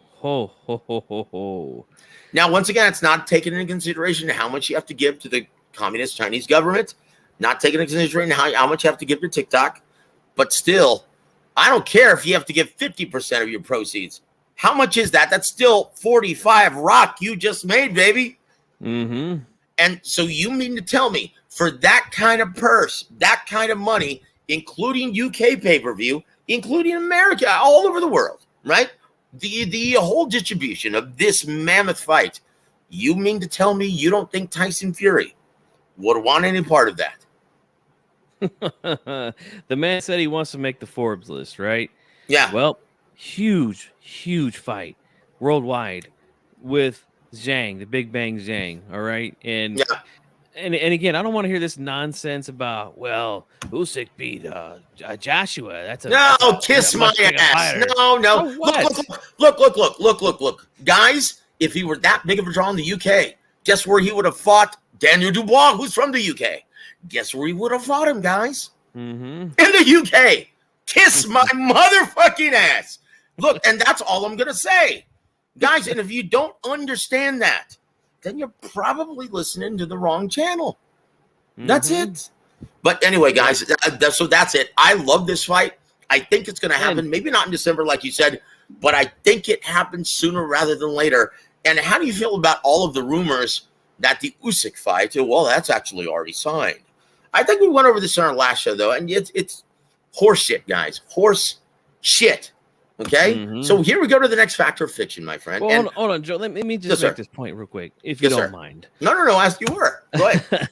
Guys, if you're not subscribed to my channel, go subscribe, man. Check out the latest video I just dropped where I interviewed Terry Lane back in July, okay, him and his brother are the managers of the Big Bang, okay?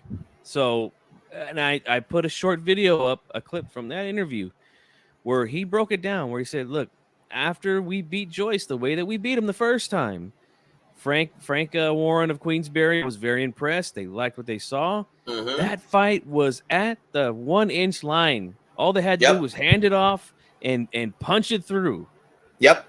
The only thing that stopped it was the fact that Joyce decided to take an immediate rematch instead of step aside money, which Terry mentioned as well. They offered that. And over $1 million, guys. Over $1 million. You guys could miss me with Fury ducking the entire division to fight Ngannou.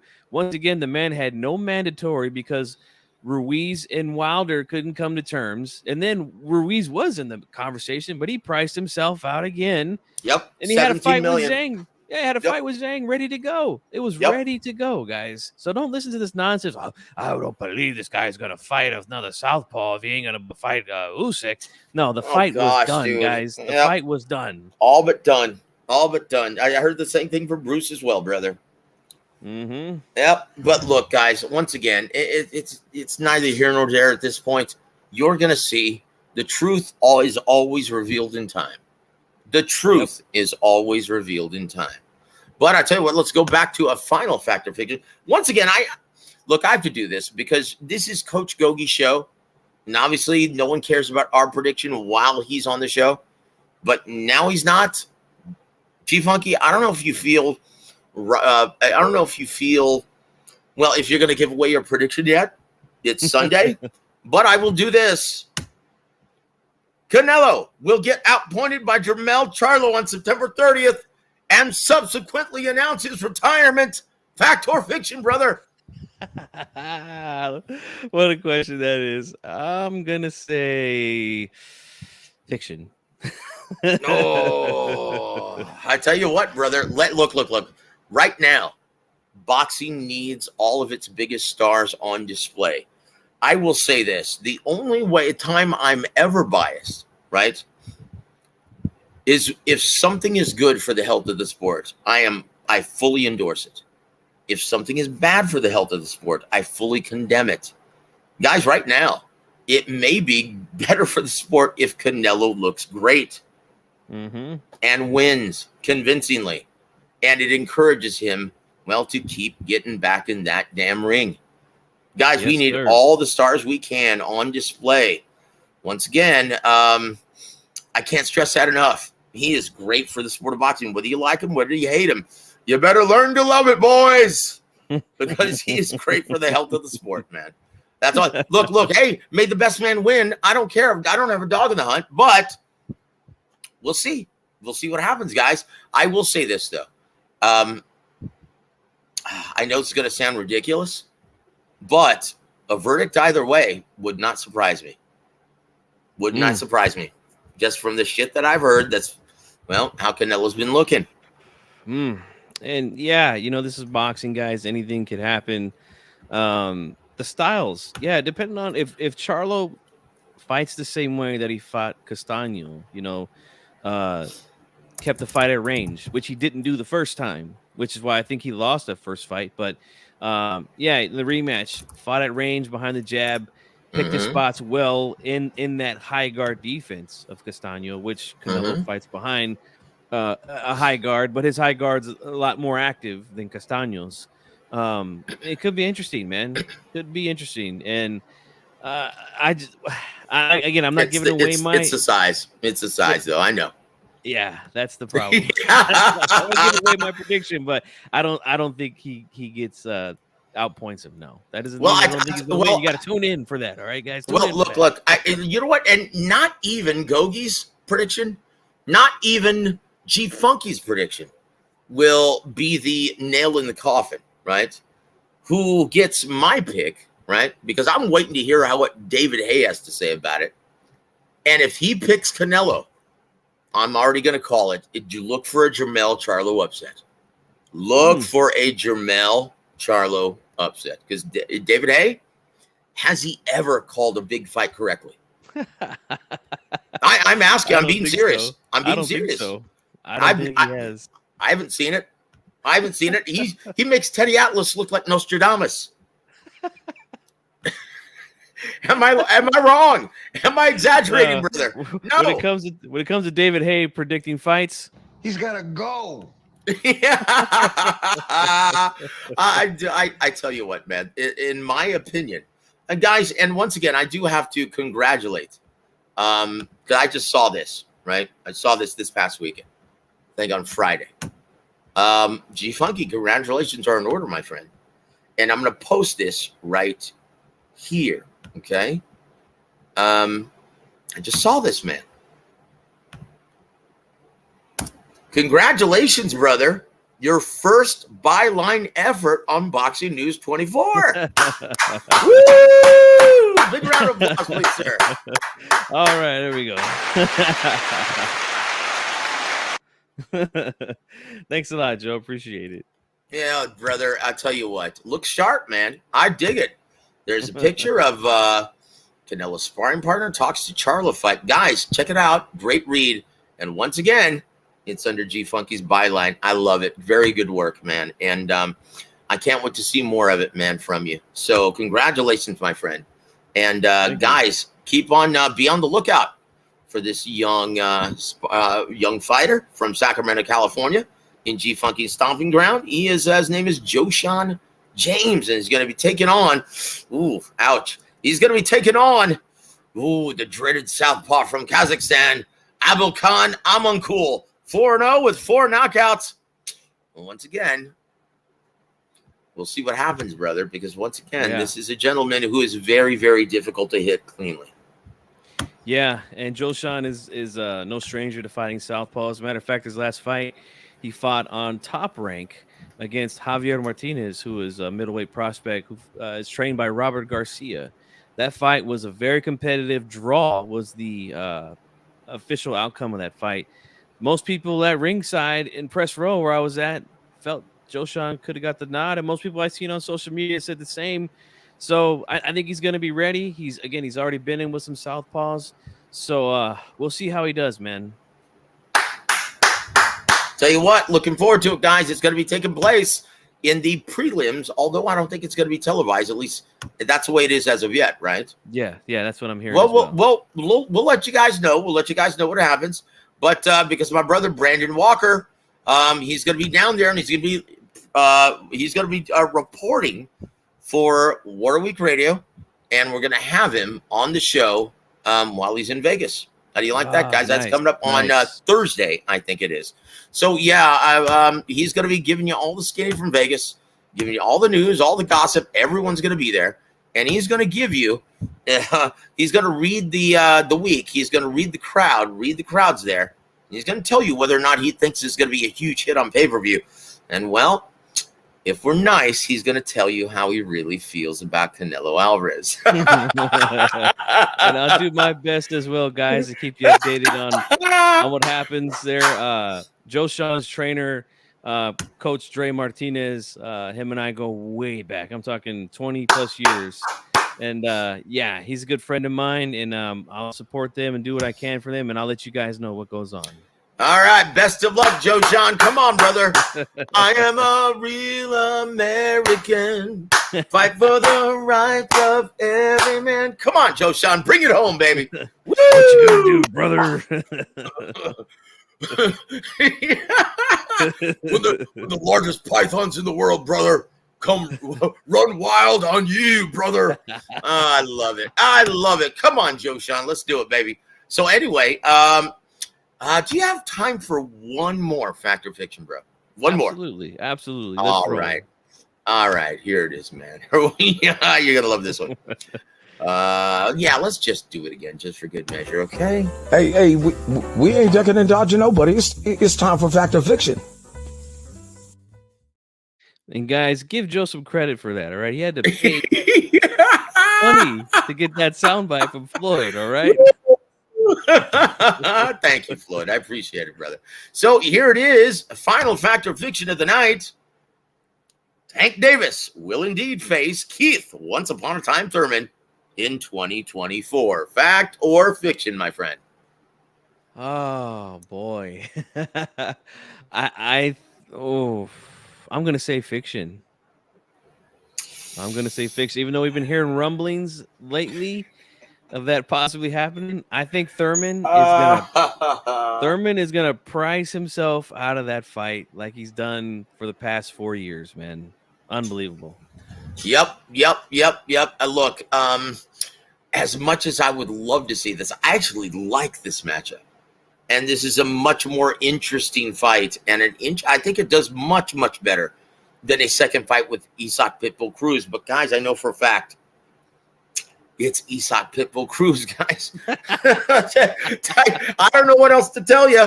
But, you know what? I actually like this matchup, brother. And just out of curiosity, like just for shits and giggles, baby, who do you like in this matchup, man? Oh, boy. You know, I want to say Thurman because he's the naturally bigger man. He's still got some good pop at 147. Tank's moving up. He's never fought at that weight. My issue with Thurman is just the inactivity, man. That's really the hard thing to overcome. And not just the inactivity. He's getting older, man. He's getting up there in age now. And, I mean, if he really wants that Tank fight, man, he should take something in between. But I highly doubt he does that. So right now I'm slightly favoring Keith Thurman to beat Tank Davis if that fight does happen. Slightly. Oh, hold on, brother. Listen to this. Listen to this idiot. Listen, no, you gotta listen to this idiot. It's funny. What the F? That won't happen. There's, well, first of all, it's the wrong use of theirs, right? There's a 3-fight deal, effing morons. Brother, unless you just woke up out of a, I don't know, put it this way. No one can put a gun to a fighter's head and force him in the ring. If he wants to retire, a la Tyson Fury, a la Lennox Lewis, a la Floyd Mayweather, he doesn't have to ever step foot in the ring. That is completely up to the discretion of the fighter. If he has 2 fights left on that contract, guess what? He can retire anytime he wants. Once again, you go look up the Muhammad Ali Boxing Reform Act, brother, about that was passed through Congress about 22 years ago. No one can force a fighter in the ring. Okay? So anyway, I'm sorry. Who were you calling effing morons? Kiss my motherfucking ass, you sack of fuck. Okay, that's all I have to say. All right. So anyway, there's your lesson for the day, Instinct. So Miss B, welcome to the show, ma'am. Woo-hoo! I was married to Hulk Hogan. Yes, and I was his godson. And I was there, McMahon, when he body slammed Andre the Giant. You know, Hogan, he ratted me out to Vince McMahon, and I haven't talked to him ever since. Oh, Jesse the Body, love him. You know, and I tell you what, I think it's a conspiracy that goes much deeper than that. And that's all I'll say on the air. You know, I don't want to get shot tomorrow. Don't tell me it didn't happen, Joseph. I was there. Oh, geez. Hey, so Tank's coach said something big is coming. There's no way he's talking about Isaac Cruz, right? Okay. Look, all he's referring to is that he's going to make his way back into the ring. Because let's just face it, guys. Well, look. I will say this. If Steven Espinosa and the brass at CBS and Showtime, Paramount, if they prefer the Keith Thurman fight and they think there's more gold at the end of that rainbow, you know, they might actually they might want to pay for that fight, because let's just face it, Isaac Cruz, does that really even move the needle? And if you're Gervonta Davis, do you really want to take that step back? Yeah, well, he's been on record immediately following the first fight. And he didn't want to give him a rematch. So that's one thing. But also, we all know that pay-per-view did poorly. And we know it's because they did a weird thing where they put Sunday. Yep. Going up against primetime Sunday night football. Yep. Huge mistake. So those poor numbers, I mean, they'll probably go up from that, but look, guys, look. All you have to know is this. Good. Yeah, look, guys. All you have to know is this: WWE, which were a staple every Sunday night at the end of the month, right? I mean, like clockwork. They don't even compete with Sunday night football any longer. They move their pay-per-views to Saturday, out of necessity. Am I wrong about that, G Funky? No, you are not. And there it is. Hey, Hard Times. Thank you for joining us, my friend. Thank you for sticking around. Those imitations, it's spooky. I don't know what you're talking about, bro. Thank you, my friend. That is very kind of you. I don't watch wrestling anymore, but I always enjoyed the bra and panties match. Oh, me too. Well, you know what? I used to watch the wrestling with my son, and so I purposely either forwarded it or just we went out to go throw some ball while those matches were going on. So yeah, so I couldn't really stick around for those when I couldn't really stick around for those with my son. But I tell you what, so you survived Factor Fiction, brother. Is there anything else you'd like to chop up while we're still on the air? Well, I'll just say, as far as what you did with your son and those wrestling matches, in the immortal words of Gandhi, what I've got to do. Dude, let me tell you, that is the finest That is the finest Indian and Paki. I think maybe that's the best Indian Paki accent impression I think I've ever heard coming from a Mexicano. I shit you not. It's better than mine. Much better than mine, brother. That is spot on. That's beautiful, dude. If you did that over the phone, I'd say, hey, dude, no, don't solicit any more on my. Like, if you called me up with that voice, I'd say, no, we're not interested, and hang up.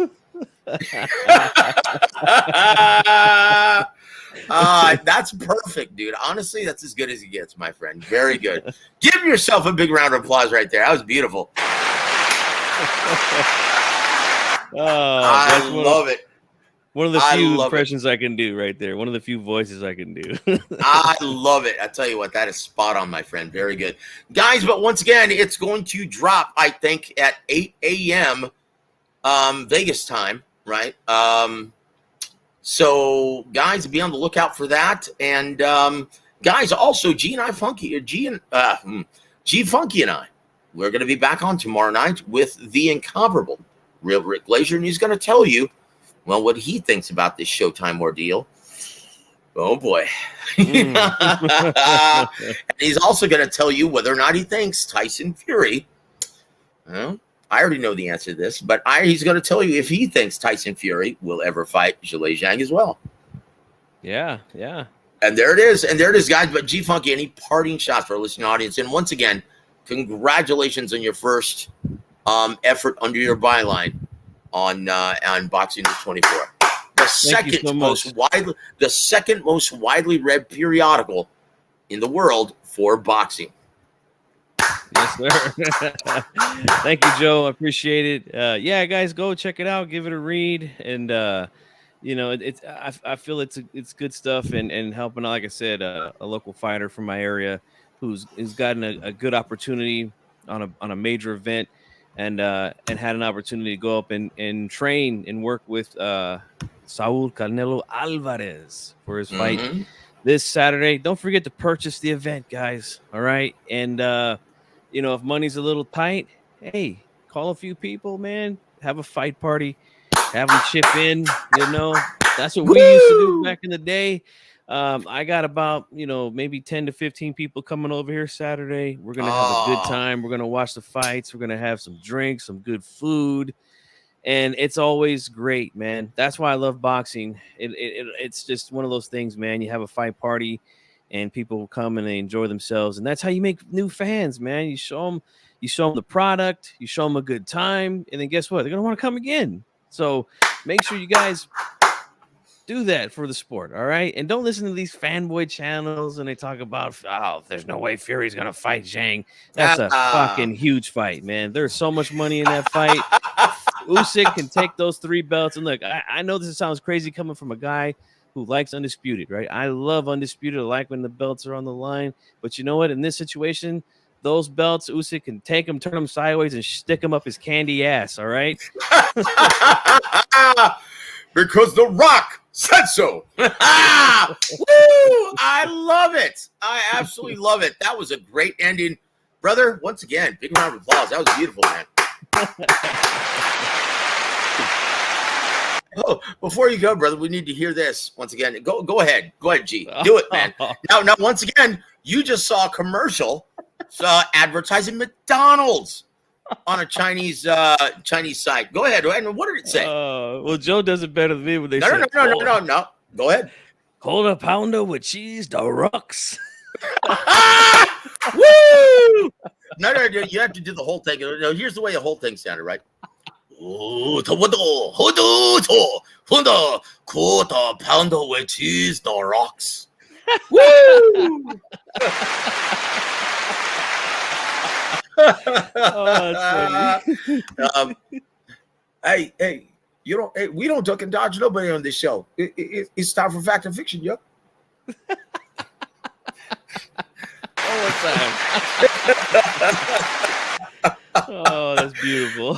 And that's just about it, guys. I've been on the air for almost 2 hours. I've had a very long day. But once again, guys, I hope you guys like the new Jesus Ramos Jr. It's about 20 minutes long, little pre-fight documentary. Goes into a full day of training with his family, and they're in Casa Grande, Arizona, population 58,000. So hope you guys enjoy it. It should be a nice build-up to his fight against Erickson Lubin. And look for that, and look for yours truly. Listen for yours truly, who does all the narration on it. Okay, but anyway, guys, thank you so much for being a part of the program. We wouldn't do this without you guys. So thank you, guys. And guys, on behalf of the incomparable James Gogue, and on behalf of the boss G Funky, I'm Joseph Heron. You've been listening to World Week Radio. Have a great evening, everybody.